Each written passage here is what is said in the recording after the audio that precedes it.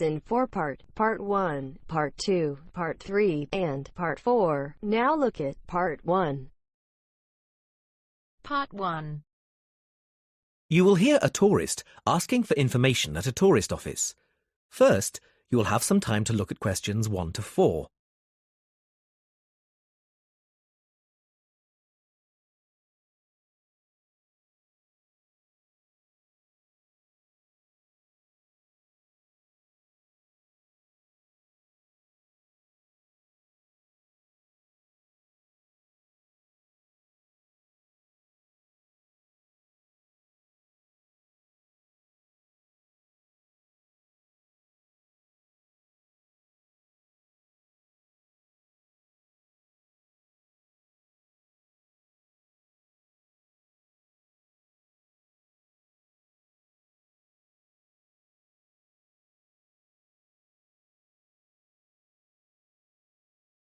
Now we shall begin.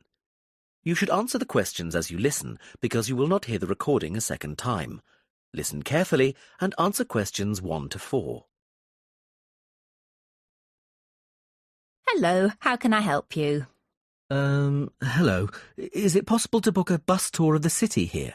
Of course, sir. When would you like to take the tour? There are tours in the morning, afternoon and evening. Sometimes it's nice to see the city at night with the buildings lit up. We'll be going out for dinner tonight, so we'd prefer to go this afternoon. Oh, and it's for 2 people. Right.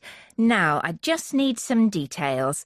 Can you give me the names of the 2 people, please? Yes, Susan Field and James Carter. Susan Field and James... Sorry, can you spell your surname for me, please? It's Carter.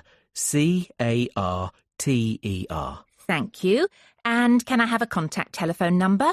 Why do you need one? Just in case we have to cancel the tour and need to contact you. I see. Well, my mobile number is 07988 636 197. That's 07988 636 197. Now, can you also tell me which hotel you're staying at? The Crest Hotel. Oh, no, sorry. That's the hotel we're staying in next week. It's the Riverside Hotel. Oh, the Riverside is a lovely hotel. Are you enjoying your stay? Yes, we are, very much. We'd definitely recommend it to others. Oh, I am glad. Now, I can book you on the tour at 4 p.m. Would that suit you? Alternatively, there is one at 2. 2 would be better for us, please. Right. That's booked for you, sir. 2 people at 2 p.m. today, August the 14th. You pay the bus driver when you get on, and it's £4 per person. Thank you very much. Before you hear the rest of the conversation, you have some time to look at questions 5 to 10.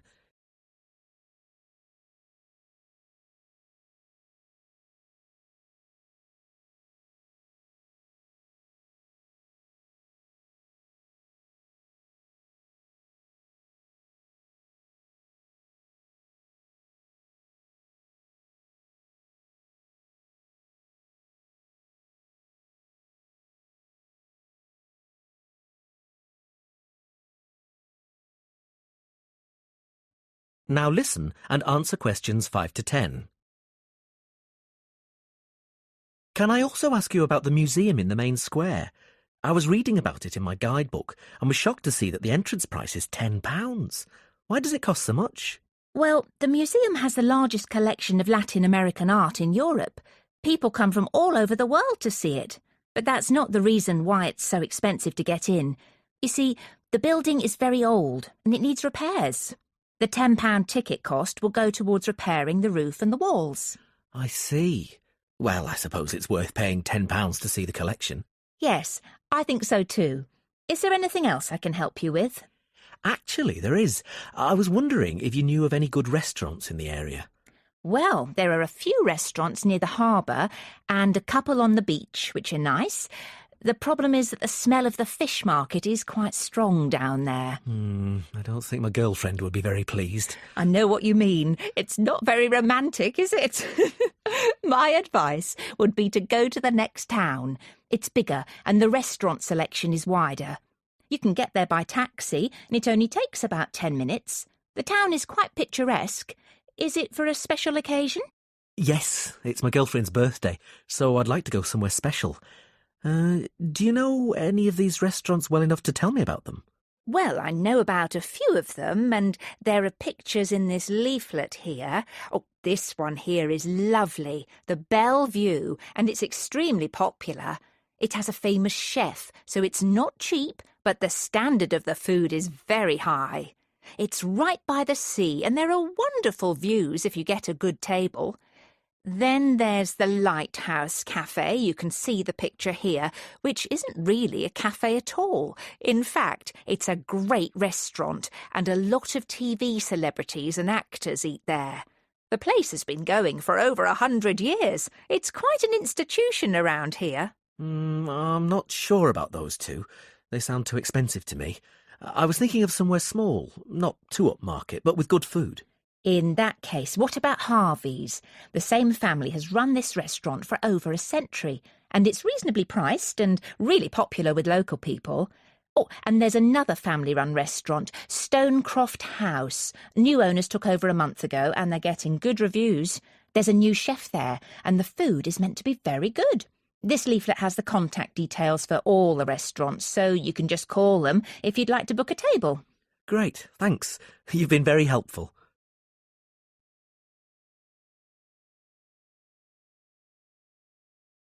That is the end of part 1. You now have half a minute to check your answers.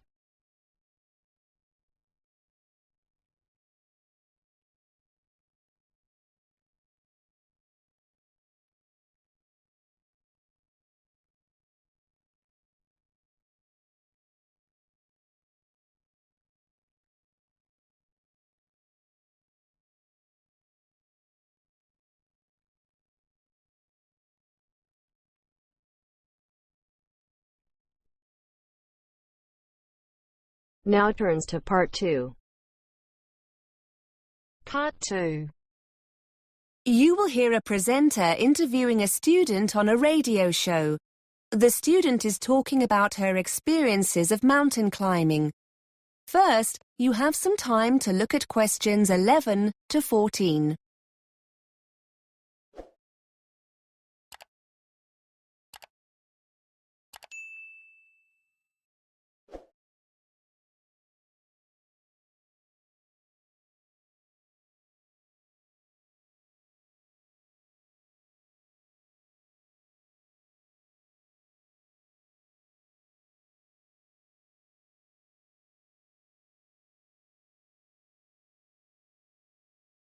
Now listen and answer questions 11 to 14. Welcome back to BURS, your independent student union radio station. We're looking at some of the incredible feats one or two of you have been up to during your summer break. I'm with Catherine, who's going to tell us about her successful climb of one of the most iconic mountains in the world, Mont Blanc. Catherine, tell us a little about your achievement. Well, actually, it was the second time I've reached the summit. The first was in 2007, the year before I came to university. People are often surprised to hear how popular the mountain is with climbers. I've read somewhere over 30,000 people attempt the climb each year, and around 200 people a day summit during the summer season, so it's very crowded up there. Unfortunately, it's also potentially very dangerous. In July 2007, the month before I did my first climb, the death toll reached 30, mainly due to bad weather conditions. The sheer number of people can cause falling rocks, which only adds to the danger.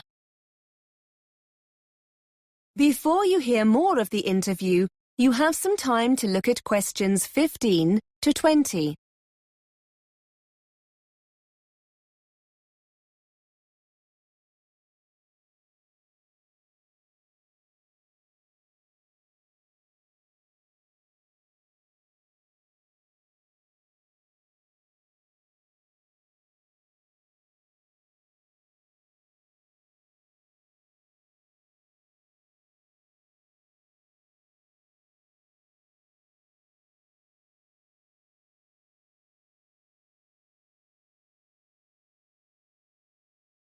Now listen and answer questions 15 to 20.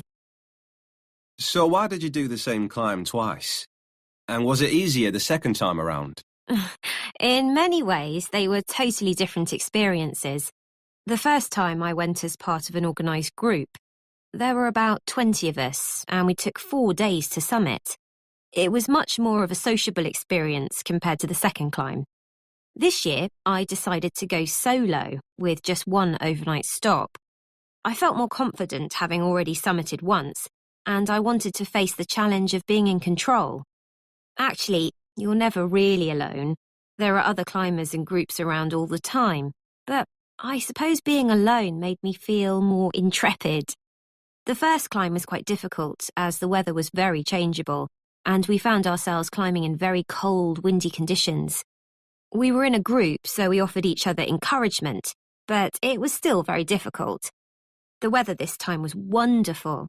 Plus, I also spent a few days beforehand in Chamonix and acclimatised myself more to the altitude. This certainly made it easier. You can achieve the same thing by climbing some of the smaller peaks in the area first. But I wanted a more leisurely start. It was fantastic. I thoroughly enjoyed it. Did your experiences on the first climb help you the second time around? I'm wondering if you have any useful advice for others planning on doing something similar. Well, because the climb's becoming so popular, I think people don't always give it the respect it deserves. And I'm not talking here about the physical condition you need to be in to take on a challenge like this, or having the right equipment. That goes without saying. I think what took me by surprise more than anything else was the extreme weather conditions, even in the summer. For those who want to summit in a single day or two, the climb will often start early in the morning, so you'll need to make sure you're wearing enough layers to protect yourself from the cold and wind. You'll be glad of this when you hit queues and find yourself standing around, waiting to move on. Then at the other extreme, around midday, you must make sure you're fully protected from the sun, or you're likely to get very badly burnt. Whether you climb alone, in a group, or with a guide, that will depend on your own experience.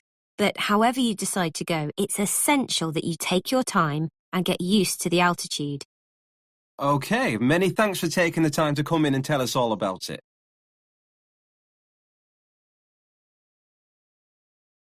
That is the end of part 2. You now have half a minute to check your answers.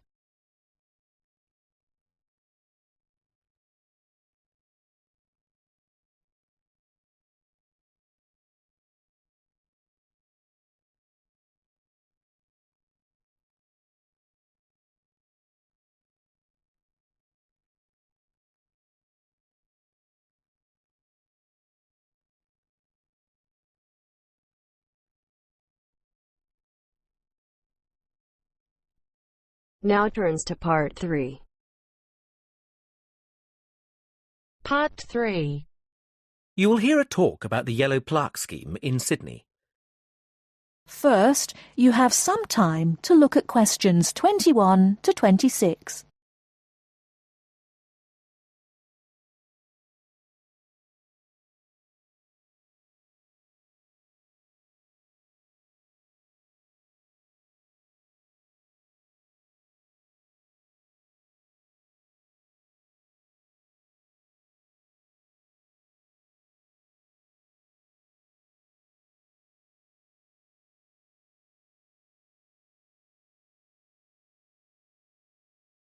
Now listen carefully and answer questions 21 to 26. Thank you for coming along to the Cultural Sydney talk. I'm going to start by telling you about the Yellow Plaque Scheme, which has been running in Sydney for over 40 years and has been incredibly successful. When you're walking around the city, you'll see some buildings with a small round yellow plaque on them. If you take a closer look, you'll see the name and details of a famous person who lived in that very place. We have at present 130 plaques up in the city. The scheme has been great for tourism, but it was really started to raise awareness of the rich history of Sydney, both locally and nationally. And we think we've managed to do this. We also wanted to make people aware of the impressive list of important people who have lived in this city, and we've certainly achieved that. But that's not all. Although not part of our original aims, the scheme has also helped preserve some of the older and more important buildings in Sydney, because people now know that these buildings are a link to our past. Some of the buildings are actually over 180 years old, which for Australia is ancient. We actually think that this is where the scheme has achieved the most success, in raising the profile of our rich history. Of course, it has helped tourism, but not only that, locals also walk around looking at the plaques. It has been really wonderful in highlighting our past. Some people are quite surprised to see who has lived here. Take Errol Flynn, for example. He was married in Sydney. We are planning on putting more plaques up, and a common question is how can people nominate a figure to be put on a plaque? It's quite a simple process.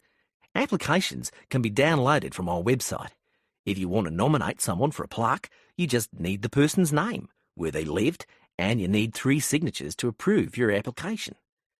Our panel then checks that all the data you've submitted is correct, and hopefully, within a year, a new plaque will be erected. But you can't nominate just anyone. A plaque can only be given to a person who is famous and has achieved something out of the ordinary, like an important politician or world record-breaking sportsman, for example. We aim to have 50 new plaques up within the next 3 years, and we have plenty of funding to do so. Our funding comes from 3 sources: the local council, community donations, and the Tourist Board. Whereas in the past, the Tourist Board put in the majority of funding, now public donations count for 65% of all total funds. In fact, our funding is so healthy now, there are plans to expand the scheme. Before you hear the rest of the talk, you have some time to look at questions 27 to 30.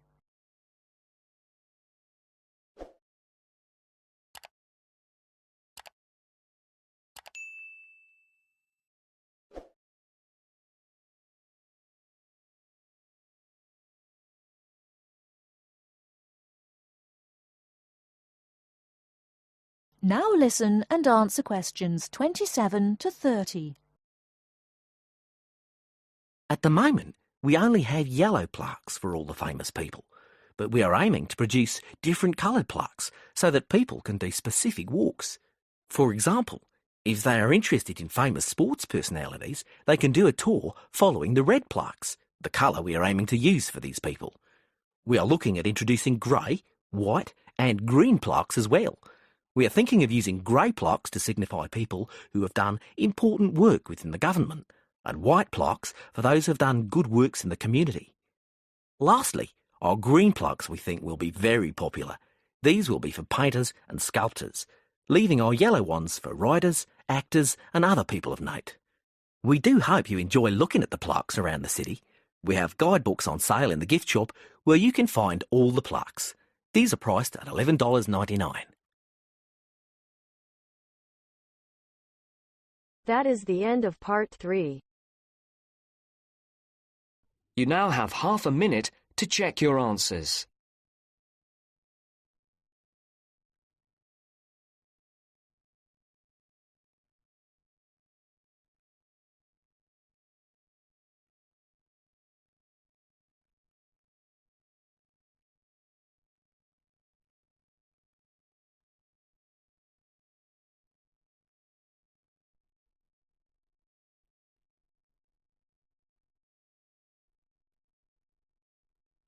Now turns to part 4. Part 4. You are going to hear a lecturer giving a talk about work placements for psychology students. First, you have some time to look at questions 31 to 40.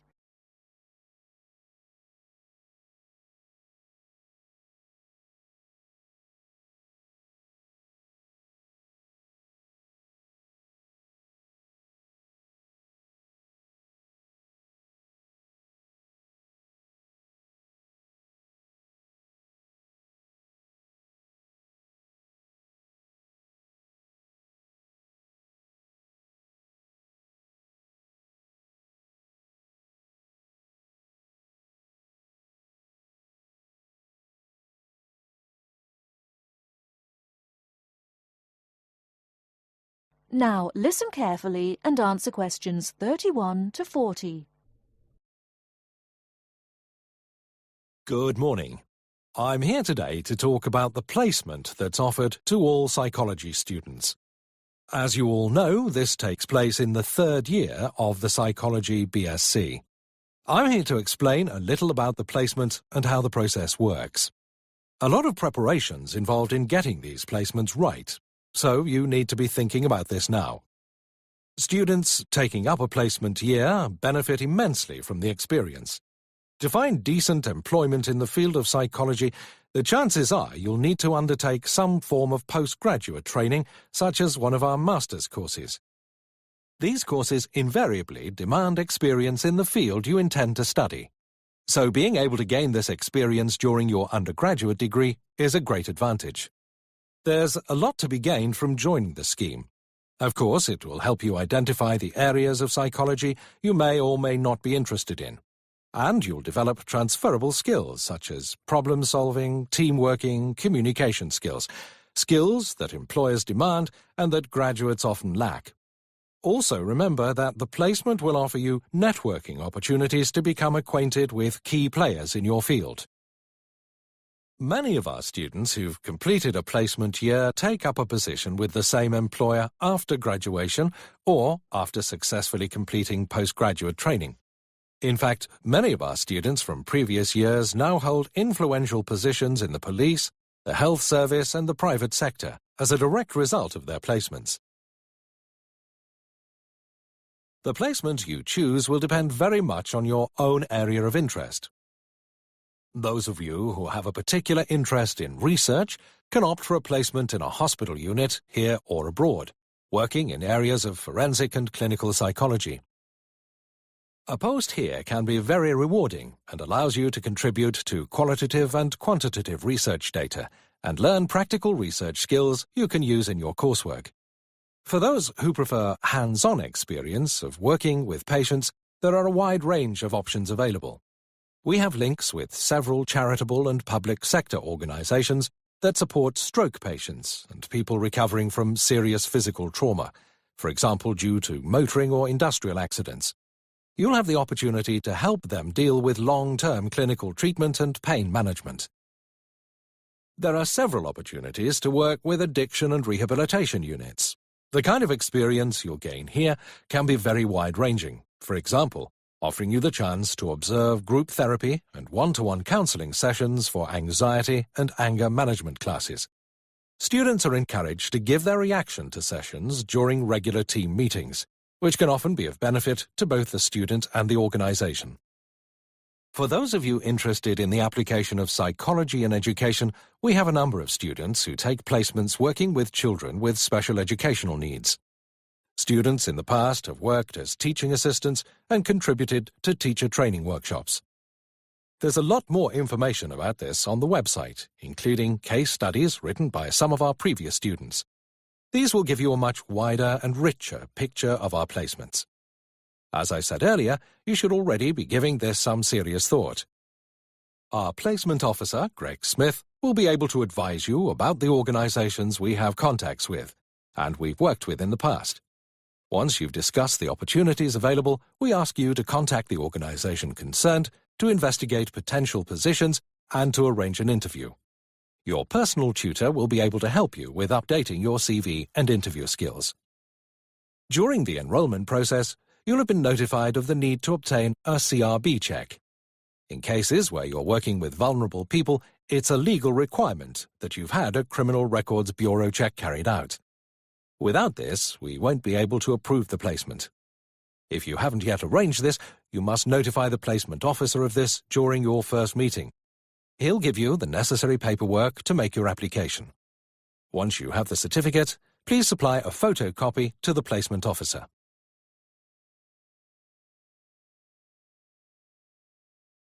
That is the end of part 4. You now have half a minute to check your answers.